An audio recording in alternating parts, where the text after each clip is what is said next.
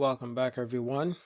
I've seen numerous reports coming out lately, some in the support of Lewis Hamilton, and we want to go through it because we've spoken about it before.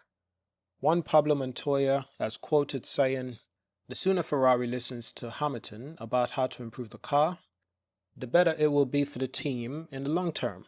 If you give Lewis the right tools and the right car, he becomes unstoppable." Montoya also said he is frustrated because he believes he is doing more than Ferrari is doing for him. I think he feels very committed to trying to make things work, but the team isn't up for it.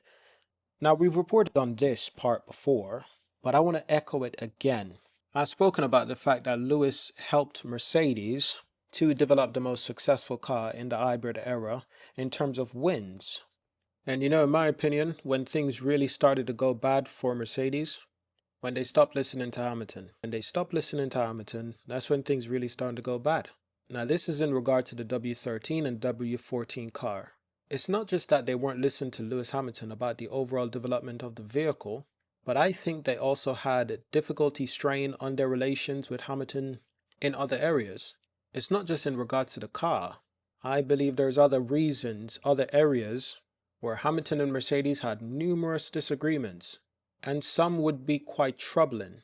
Lewis understood that his time was finite, and Mercedes were thinking for the team. The team can think long term. Hamilton has to think a bit more short term. So things were just not playing out very well. Now, the final nail in the coffin was when Mercedes were interested in the younger drivers. I can understand Mercedes' perspective. It's not their fault that Lewis got his championship taken away from him. If they wanted to protest, if they wanted to take up legal actions, they would have to withdraw from the 2022 season and future seasons. Who knows how long that battle could go on in court. Hamilton wouldn't be able to be competitive, so Hamilton said, fuck that. Let's just go back to racing. I can beat Verstappen in 22, but the car wasn't there. And Mercedes realized that they effed up majorly. This changed a lot of things. The trajectory of Hamilton's career, the trajectory of Mercedes' brand in the sport. Mercedes was not supposed to fuck up that big in 2022. They were supposed to be able to recover, at least fixing the pole position. But even in the W14, without pole position, that car was not competitive enough. So it just goes to show that there was multiple things that was affecting Hamilton's relationship with Mercedes and Mercedes' relationship with Hamilton. Things just started to they just wanted different things and started going different directions. And yeah, including young drivers. That's when Hamilton was thinking to himself, as all smart men will do, you know what, my time here might be up. And it's just business, I don't think either party is taking it too personal, because I think deep down they understood that 2021 took a huge toll on the team, and 2022 only made it worse. And Mercedes has to think long term, and Hamilton has to think short term. It's a driver versus team. So Hamilton has to do what's best for him, possibly changing team, which he did.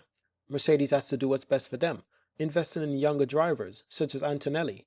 One of the key reasons why Verstappen is so good right now is the fact that they're just storming a Formula 1 car as soon as possible.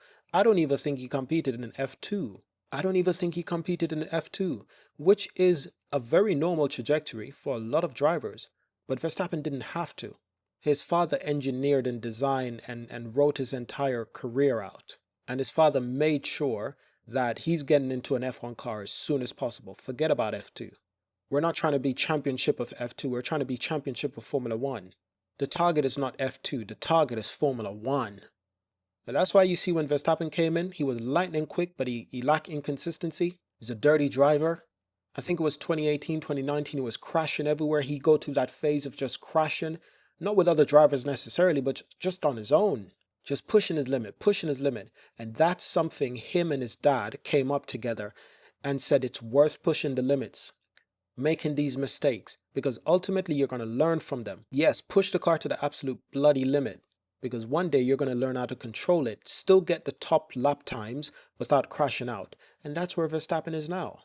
So I get it why Mercedes is investing so early in Antonelli, because what if, Toto looking back, he said he missed the opportunity with Verstappen. I think that's bullshit, Toto. You didn't miss shit. You had Hamilton. You had Rosberg.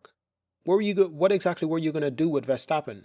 All the titles you won, you didn't lose a single championship, constructors. So what was Verstappen going to do that's different for Toto Wolff and for Mercedes? You're still going to fuck up in 2022. What difference was it going to make if you had Verstappen in your team? You know what difference it would make? Verstappen family would drive Toto and the Mercedes board fucking crazy. Because the Verstappen family don't believe in democracy. It's a dictatorship. It's a one-man team. I'm just being honest with you. So Mercedes want to invest in Antonelli early because the earlier he's more in tune with the car, and you can see him. He's inconsistent, just like any young driver would be, fresh in a Formula One car, but he's learning so quickly. Maybe not as quickly as someone like Oscar Piastri, but I've seen the way Kimi drive. He has big potential. And that's what Mercedes is thinking. Right now he's inconsistent, but give him 4 or 5 more years. What if? What if he's good as George, good as Leclerc? What if? And that, for Mercedes, that's worth getting rid of Lewis Hamilton. So it's just business. It's just business, you know. Valtteri came out in support of Lewis. He's Lewis Hamilton, already proven everything he needed to do in F1. I think he'll be fine, even better next year. I think so as well, Valtteri. I really do think so, because Lewis is at the point of his career now where people can't even understand. He's built a strategy, a championship winning strategy, and he's not willing to change that just to get P3, P2. Lewis wants a championship winning car. That's his only target. Every other driver on the grid, they're trying to get a podium here, podium there. Lewis has over 100 of each. Come on now. This man is only thinking about the championship. Everything else, he can give a fuck. It's a championship mindset. It's very different. That's why you see Lewis don't take huge risk anymore, because ultimately it's sometimes not even worth it. It used to pay off a lot for George back in 22, 23, you know. But again, did George win any championship? No, he was just fighting for podiums and best place positions. Good for George. But Lewis is fighting for championship. And his single purpose at Mercedes after 2022 was getting them back in the championship battle. And Mercedes was like, we got time. And Lewis is like, I don't have time. So they had to. That relationship had to end it. Sorry. Valtteri also said, I think there's a lot of talk. People need to talk. That's natural. But maybe some have also underestimated Charles and how good he really is. That is true. Charles is a phenomenal driver. Make no mistake about that. His qualifying lap time is the bar. Charles' weak point sometimes is race pace. And you might say, well, Lewis can't get close to him in race pace at the moment. I'm not worried about that. I'm talking about Charles' poles to win conversion. The amount of poles he has compared with wins is insane. Which tells us sometimes, a lot of the times when he gets on poles, he's not going to win. There's like a 20% chance he's going to win. So what does that tell me about Charles' race pace? That it's still not at Lewis Hamilton level. Not really. In this Ferrari, you haven't seen Lewis Hamilton race pace yet. Lewis is just learning. He's just learning. He's not worried right now. He's only worried if they're in a championship battle. And I promise you, it's going to light up the street of Las Vegas.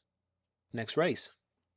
But yeah, a lot of these people, they still forget that Lewis is the type of guy that sometimes lack the pace on a Saturday, but on a Sunday, oh my goodness, he just dances around the track like it's nothing. He just comes back overnight, just reinvigorated, just ready to take the world by storm. They quickly forget, but that's okay. Zach Brown has also come out and said some things. I found it very interesting. Zach has said he, Verstappen, a 4-time world champion, but can also be a fighter, too aggressive on track. That's when his arrogance shows. If you look at some of the greatest F1 champions, they've also had a bit of arrogance in them. Absolutely, I agree right there on that point. They put their elbows out. But Verstappen has crossed the line on track at certain points. In Brazil against Hamilton, for instance, that was him driving into Hamilton on purpose. He admitted it after the race. He drove into Hamilton because he was like, well, I'm probably not going to win the race. He just drove into Hamilton. And I think the championship was wrapped up by that point. So that's the kind of arrogant prat Verstappen is. And you're not going to change my mind. You know, deep down, I don't think he's a bad person. But as far as being a racing driver, the motherfucker is dirty as fuck. I honestly think Verstappen is worse than Schumacher. And that's insane to consider. But it's true. He's worse than Schumacher. He's either worse than Schumacher or they're just as bad. Because Schumacher did some wild fucking things. Loves driving into other drivers. And I think the only time Schumacher didn't get away with that shit on a large scale where it could implement a championship or change a championship was with Villeneuve. I think that was it. Drove into Villeneuve, you know. Did they take away his championship points that year, disqualify him from the season? I don't know, but they really didn't like that. In order for Verstappen to learn that what he's doing is wrong, in order for the sport to hold him accountable, Verstappen has to do it to a white driver like George Russell. Notice, George wasn't taking his bullshit in Baku in Spain. And notice Verstappen realized for the first time, this guy also has white privilege, so I can't just treat him like Hamilton and get away with it. The stewards won't just allow me to get away with it. Look what Verstappen did last year in Hungary against Hamilton, and the stewards still try to blame Hamilton, said Hamilton could have done more to avoid the collision. I'm sorry, what? I don't remember those arrogant prick saying in 2021 Verstappen could have done more to avoid the Silverstone crash. I don't remember them saying that. No. You might say it's different stewards, same organization. They're all volunteers. And as far as I'm concerned, they're all just the same hypocrites, just wearing different uniforms each weekend. So Zach has also said some of his overtake on Hamilton has been too aggressive. It is quite aggressive, but I do like how Lewis pays him back sometimes.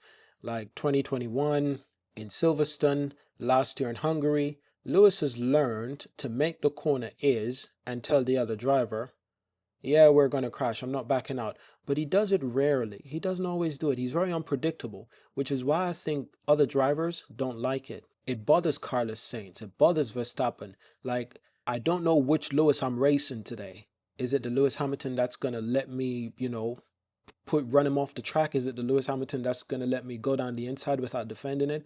Or is he the Lewis that's going to take the corner very deliberately, knowing you're there, but he knows he's in the right, so he has right to take the corner, knowingly he's going to fuck up your race or fuck up both of your race. These drivers find that a little bit unpredictable in Lewis Hamilton's defense. And I like that Lewis has that in his arsenal. Because every other driver is very straightforward. You know what Max is going to do. You know what Leclerc's going to do. You know what Russell's going to do. With Hamilton, it's like, actually, I'm not too sure what he's going to do. Sometimes he lets me through. Other times, it's 2021 Silverstone. Something else Zach has also said, which is very, very, very, very nice. And this is the way I like it, being the fact that this is never going to go away in Formula One. Zach Brown, when asked if Hamilton should still win an 8th title, Zach said, and I quote, he should have already been. He actually should have already. How interesting. The 8th title that was taken away from Hamilton. People kind of celebrating, saying, Zach, I was unfamiliar with your game. Red Bull sponsorships in the, Red Bull ads in the comments. How interesting. Some people are saying 4 years, the best driver won. Still we cry. The best driver won? Are you sure about that? So let me get this right. The best driver has to have the rule breaking in order to aid him in winning a championship. Fascinating. Don't worry, we're going to buy this sport. We're going to take out all of those racist Nazis out of the FIA, replace them with some Africans. Some people who would support more black drivers, because it's clear that the racial bias in this sport is beyond disgusting. Cigarini, former Ferrari mechanic, says Leclerc is incredibly fast and more used to driving on eggshells. Hamilton is also quick, but he needs a more stable car, especially the rear end, if I might add. If you listen to him, Lewis, you can improve long term. It takes time, like Schumacher and Todd. Patience was needed at first, but results came later. I'd give Lewis my full trust, even if the stopwatch doesn't favor him now. Leclerc would also benefit from that. That's the thing. When the car improves for Hamilton, it usually improves for his teammate also, because Lewis likes to build a car in such a way that virtually anyone could drive. And another comment from someone else, Jensen Button, Lewis Hamilton's former teammate, says, it's a shame to see him not performing as well as we expect. The first part of the year took him longer to get to grips with the car. Every driver struggles when they jump in a new car, but the last few races, performance has been there. There has been a little thing that hasn't gone his way, but the performance compared to Charles has pretty much been there qualifying in the race.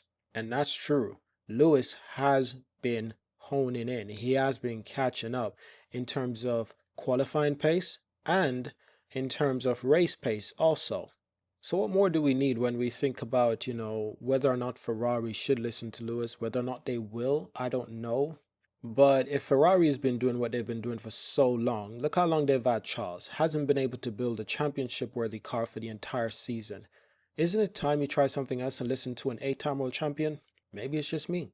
But, Ferrari seems certain on, well, that's just how Ferrari's always been, just like to do their own thing and not in favor of changing much, when in fact, if they did, they would learn a thing or two, especially now that they have an 8-time world champion. If Ferrari hasn't had a championship winning car in 20 years, you know how many of those cars Lewis have driven? So that information, that guy that can help you build a car that he knows can win a championship, don't you think you should listen to this guy? I don't know. Apparently Ferrari thinks a little bit different, But listen, we're going to end this video right here. I hope you've enjoyed it. Thank you for watching. That's hilarious actually. That is absolutely hilarious. Is this actually real? Or did they Photoshop someone out of this? This is hilarious. Now, for some reason Alonso and Vettel has never been buddy. But listen, thank you all for watching. Ironically, I have one of those helmets. I bought one and I thought it would be a little bit bigger, not full size, but I thought it would be a little bit bigger. And no, it wasn't. I'm looking at it right now and I really love it. Now I just have to get that. I gotta get that. I gotta get that. Or I'll just wait for next season and get that one. I don't know. But yeah, I gotta get one of those Ferrari cars with Lewis. So thank y'all for watching, subscribe, and I'll see you in the next video. Peace.